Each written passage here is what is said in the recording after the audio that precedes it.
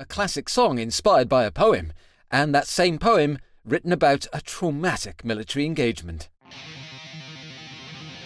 Half a league, half a league, half a league onward. All in the valley of death rode the 600.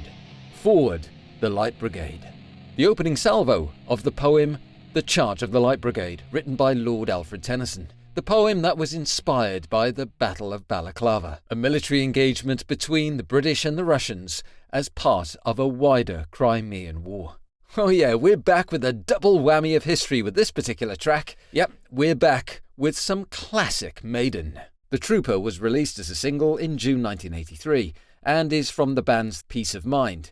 Actually one of my own personal favourites, that one, and has since become one of Maiden's true rock anthems. Enduring and ever present. And by all accounts, it's still very much a staple at their live shows. And of course, there's a particular reason for that. It just rocks, man. Or should we say it gallops?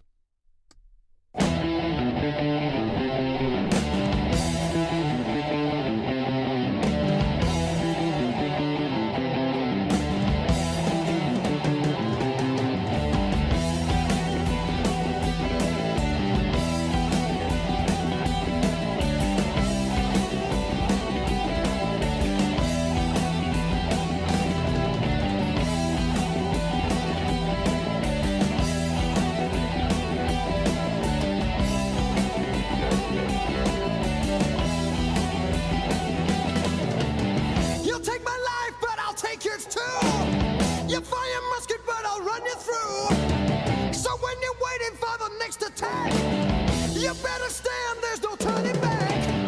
The fuel sounds, the charge begins. But on this battlefield, no one wins. The smell of iron smoke and horse's breath as they plunge on into sudden death.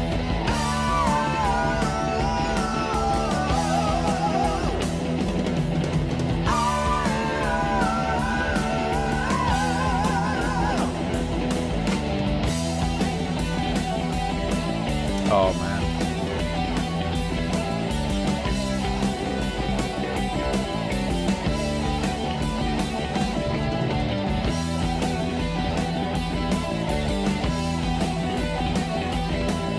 The twin guitar on this is just unbelievable, isn't it? Okay. Oh man. I didn't say much during that opening section because I was just enjoying the twin guitar and that, yeah, the gallop. It's there, isn't it? And again, this provides so much nostalgia for me because I grew up listening to the band during this period. But it's great, yeah.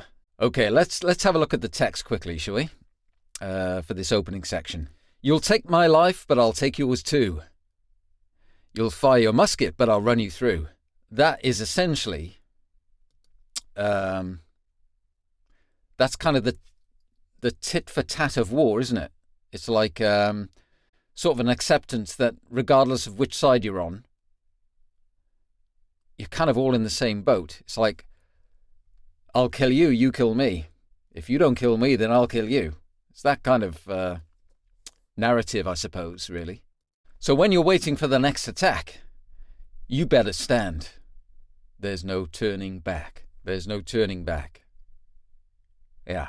Back in the 1800s, there definitely was no turning back because discipline within the British military was very strict, incredibly strict. So if you're lined up to gallop towards the enemy and your commander says, go, you're not going to argue with the officer, right?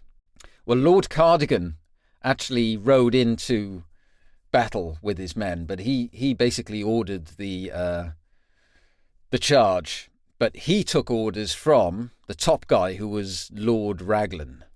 But this was to be ultimately a disastrous cavalry charge, right?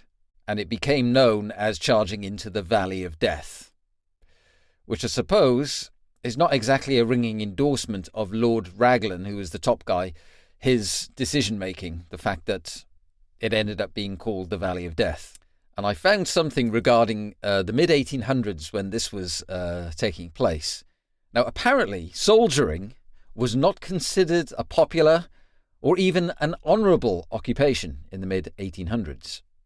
In fact, in some quarters, it was considered a disgrace, believe it or not. Whereas being a sailor had far more kudos about it. I don't know why. Maybe because, I don't know really why. But of course, this is about the Light Brigade, which was the cavalrymen. So I suppose they would have a higher status than the ordinary common soldier, but still. But going back to the, no turning back thing and the discipline within the British military, if you refuse to go into battle, that could result in the death penalty. Or at the very least, you would be put into shackles and thrown into prison. So when in the lyrics it says there's no turning back, they mean it.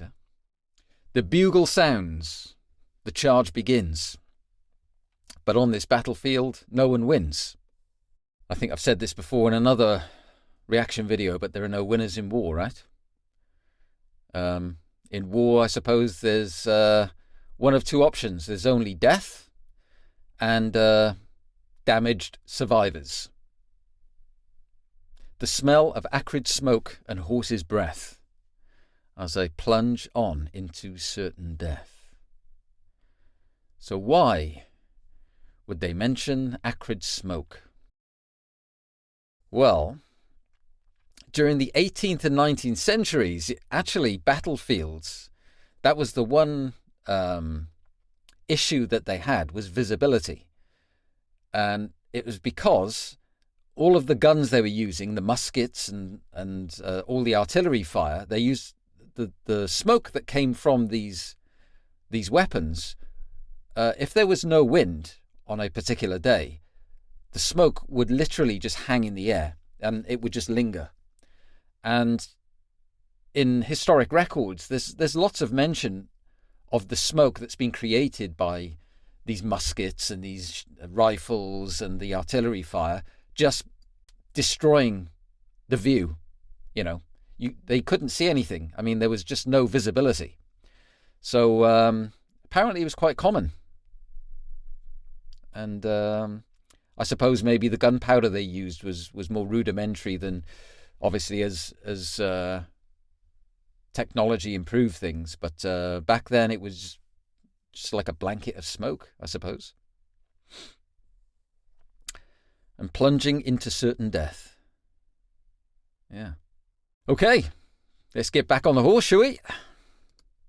The horse is with the theory bring to run. The manual of the Russian guns. And as we race towards the human wall, the screams of pain as Montgomery's fall. We hurl our bodies that lay on the ground. And the Russians fire another round. We get so near yet so far away. We will live to fight another day.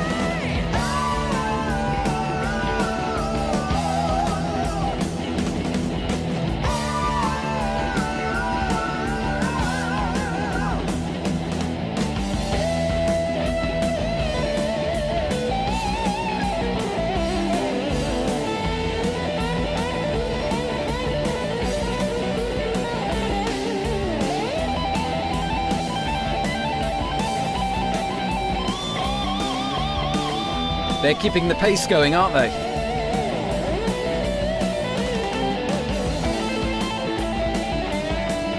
Why is it you can always tell a Dave Murray solo? It has a particular sound, right?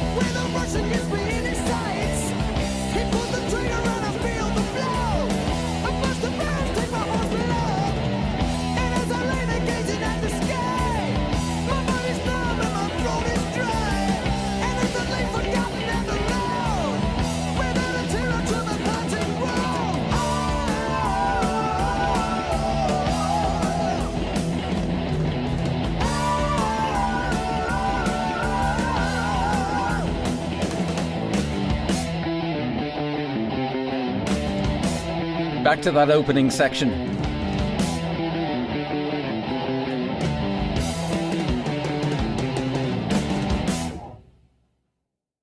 Yeah. Yes. I was listening a lot to that many years ago. Also, there was a really good track on the B-side as well, I remember, called Cross-Eyed Mary, which I believe was a Jethro Tull cover. But, yeah. The horse he sweats with fear, we break to run. The mighty roar of the Russian guns. As we race towards the human wall, the screams of pain as my comrades fall. Yeah, comrades fall. Imagine that, you know, when you're kind of riding into battle and all of those guys that you spent so much time with are just kind of dropping down. I mean, do you reckon that's why people were so religious back in those days? It's like you're kind of forced into a certain death situation, and you need something to cling on to, I suppose, don't you? We get so close, near enough to fight, when a Russian gets me in his sight. He pulls the trigger and I feel the blow. A burst of rounds takes my horse below. So, this cavalryman is reaching the end of his days, huh? He's almost there, but not quite there. And as I lay there gazing at the sky, my body's numb and my throat is dry, and as I lay forgotten and alone. Forgotten and alone. I mean, in a sense, you can imagine if you're dying on the battlefield. You must feel like a million miles from your loved ones and your former life, and there you are in this chaos, you know. Without a tear, I draw my parting groan. I mean, you can't really add much to that. I mean, they're describing, again, it's storytelling. Maiden do that very well. But one thing, you never get bored of listening to those guitar solos, right? You could always tell back in the 80s, you know, there was always the two guitar solos, but Dave Murray has a distinctive sound to his solos. But if there's one Maiden song that totally captures the Steve Harris gallop, this is it, right? I mean, it's like a rhythmic sound that's so uniquely Iron Maiden. In a way, the Steve Harris bass gallop is kind of like an audio brand. It's so distinctive. So, about the poem that this song is based on, Charge of the Light Brigade. Now, by all accounts, this is what inspired Steve Harris to write the song, The Trooper. So, I guess maybe Steve Harris did English literature in school and he learnt about this poem, perhaps. So the author of the poem was Lord Alfred Tennyson, and he was actually Poet Laureate of the United Kingdom. And he was given this title by Albert, the Prince Consort, who, as some of you may know, was the husband of Queen Victoria. Yes. Now, apparently, Tennyson wrote the poem based on two articles that he'd read in the Times newspaper, and they were published in 1854. Now, it contained this following sentence: "The British soldier will do his duty, even to certain death, and is not paralysed by the feeling that he is the victim of some hideous blunder." Now, apparently, Tennyson wrote this poem in under 2 minutes, just came out with it. And essentially, he wrote it in December, a month after he read the article in the Times about this particular moment in the Crimea War. And it was based on his recollections of this news report.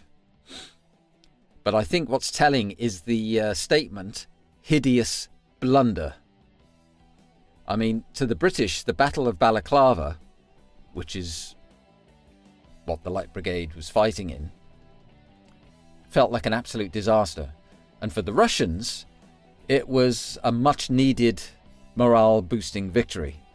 But, of course, it was part of a wider Crimean War, right?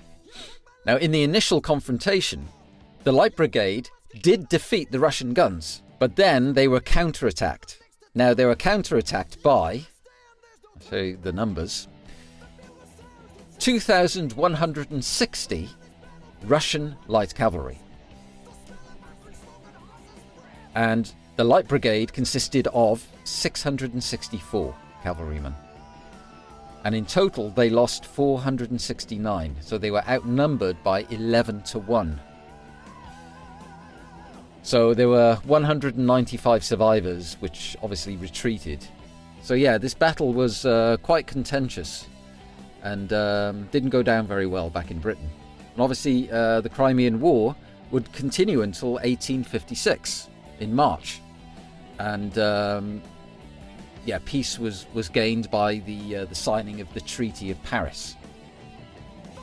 Now, it's worth noting, right, The Trooper as a single and as a song, okay, we all know that. But the artwork is so iconic. I mean, it's probably one of the most recognized pieces of art from heavy metal, right? Just that image of Iron Maiden's mascot, Eddie, you know, menacingly striding forward on this battlefield, and he's holding a saber or a sword in one hand with blood dripping off it, and then he's grasping this flagpole, and there's the Union flag, and he's just staring straight ahead, and he's going forward, right? I mean, it's iconic. One thing to note, right? You see he's wearing a red tunic, so it would seem that Eddie wasn't actually a cavalryman in the Light Brigade, because their tunics were predominantly blue with kind of gold fringing and whatever. But the red tunic belonged to the 1st Infantry Division. And they got involved in this battle too late, basically. Because by the time they went down into the valley, there was already chaos and, carnage. It was already kind of over. So, Eddie is obviously with the infantry division, the 1st Infantry Division. And, he's not backing down whatever. I mean, he's still walking forward, isn't he? But yeah, this is an absolute classic. The song's a classic. The artwork is iconic. The album that it came off, in my opinion, is... it's like a gem of Iron Maiden music.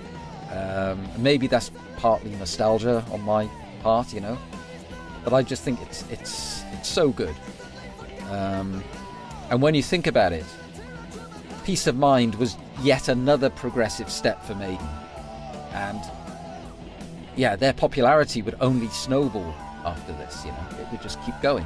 Yeah, classic Maiden, ticks all the boxes. Brilliant solos, the twin guitars, Bruce Dickinson's vocals, the artwork, and let's not forget the Steve Harris bass gallop. Yeah. Up the irons.